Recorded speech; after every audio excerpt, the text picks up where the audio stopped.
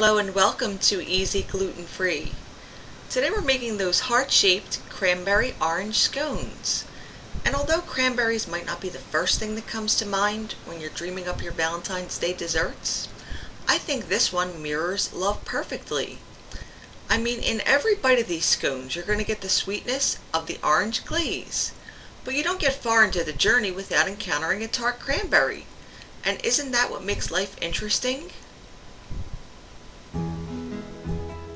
Alright, to make these, sort through and rinse 1 cup of cranberries, drain them off on paper towels, then cut each one into halves or quarters depending on their size.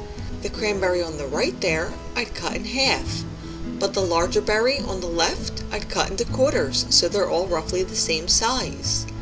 Now stir them together with 1 tablespoon of gluten-free flour, 2 tablespoons of sugar, and a half teaspoon of orange zest.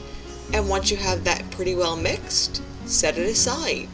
Now in a medium bowl, whisk together 3 eggs and 3/4 of a cup of heavy cream. You could use half and half or milk if you want, but the level of decadence won't be quite the same. Now in a large bowl, add 2 1/4 cups of self-rising gluten-free flour, and if you can't find it, I've got a video tutorial on how to make your own. Or you can make things really simple and use gluten-free Bisquick, which works beautifully in these scones.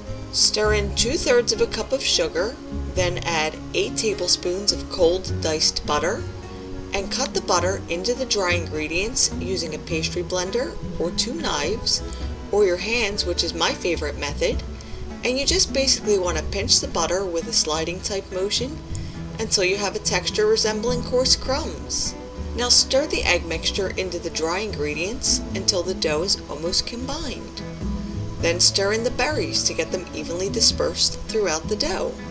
Now lightly dust the surface of your table or cutting board with some flour and place half the dough onto the work surface. Now using your floured hands, pat it into a disc measuring about 8 inches in diameter by 3/4 of an inch high. Now using a large knife, cut the disc into 8 equal slices. Then you could use a pie server or even the chef's knife itself to transfer the wedges onto a silicone or parchment lined baking sheet. Now to shape each scone into a Valentine, I like to cut a small slit at the top, then slightly pull the top open and gently sculpt the edges until you have a fairly reasonable heart shape.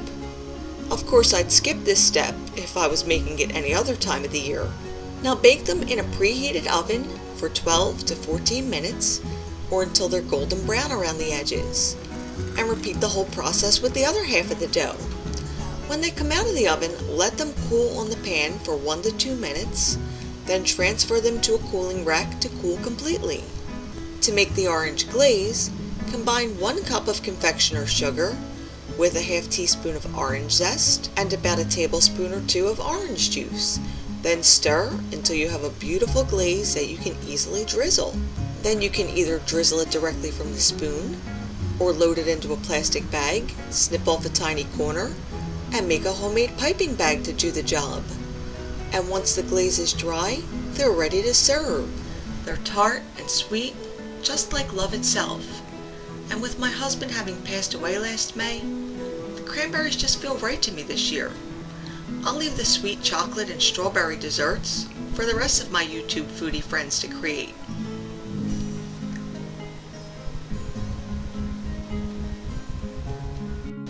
And if you'd like to print a copy of today's sweet scone recipe, you could always visit my blog at the link below. And for brand new recipes every week, don't forget to subscribe. See you again soon.